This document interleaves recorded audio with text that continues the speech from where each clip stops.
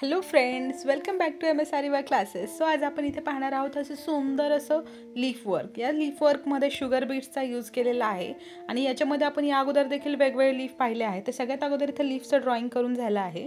लीफचं drawing केल्याच्या नंतर almost याच्यामध्ये तुम्ही 5 ते 6 बीट्स घेऊ शकता, ज्या बीट्सला डबल स्टिच करायचं आहे. इथे आपण आता स्टार्टिंगपासून पाहू. धागा वर आल्याच्या नंतर यामध्ये 5 ते 6 बीट्स ॲड करायचे.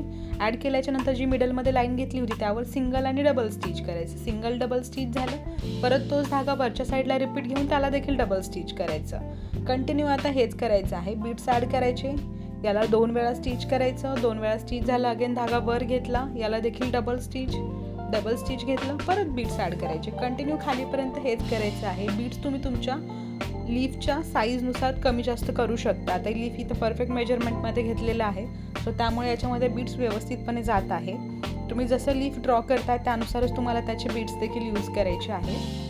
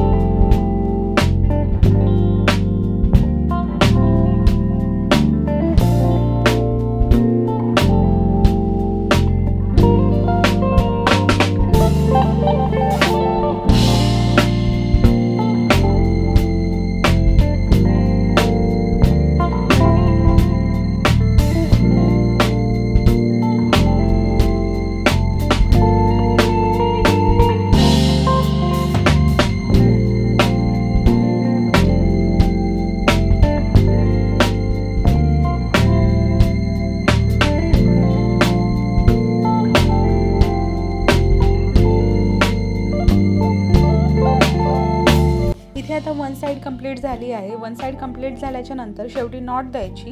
नॉट दिल्याच्या नंतर परत वरच्या साईडनं स्टार्ट करायचं. कधीही लीफ करताना खालच्या बाजूने स्टार्ट नाही करायचं. जसं आपण या साईडला राईट साईडला घेतलं होतं सेम ते स्टिचेस आता लेफ्ट साईडला देखील घ्यायचे आहेत. फक्त करायचं काय की खालच्या बाजूने सुरुवात नाही करायची. कधीही वर्क करता तुम्ही पानांच्या साईजमध्ये तर वरतून स्टार्ट करायचं. वरतून स्टार्ट केल्याने काय होते, खालीपर्यंत फिनिशिंग अगदी व्यवस्थित येते.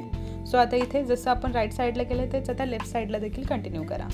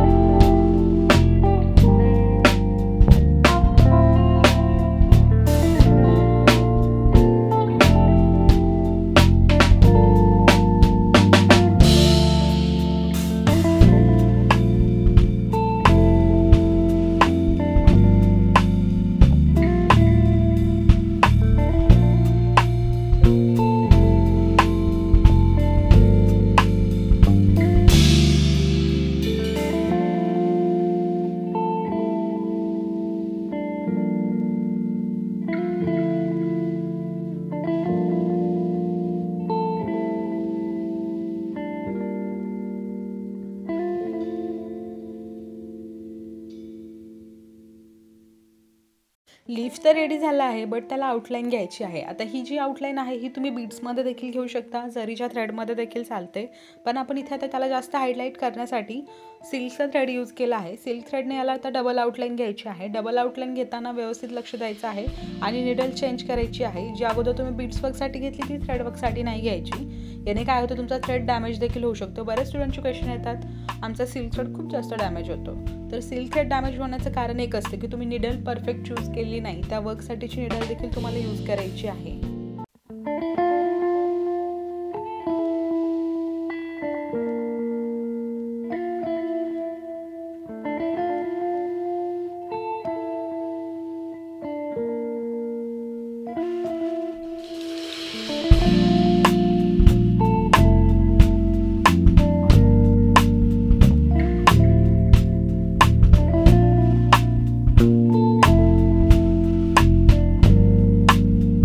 आता इथे लीफ रेडी झाला आहे. यामध्ये जो गॅप राहिला होता त्यामध्ये देखील आपण कलर बीड्स फिल केले आहेत. तर हा व्हिडिओ तुम्हाला कसा वाटला नक्की कमेंट करून सांगा. चॅनलला लाईक करा, शेअर करा आणि सबस्क्राईब देखील नक्कीच करा. चला तर मग भेटूया नवीन व्हिडिओमध्ये. तोपर्यंत बाय.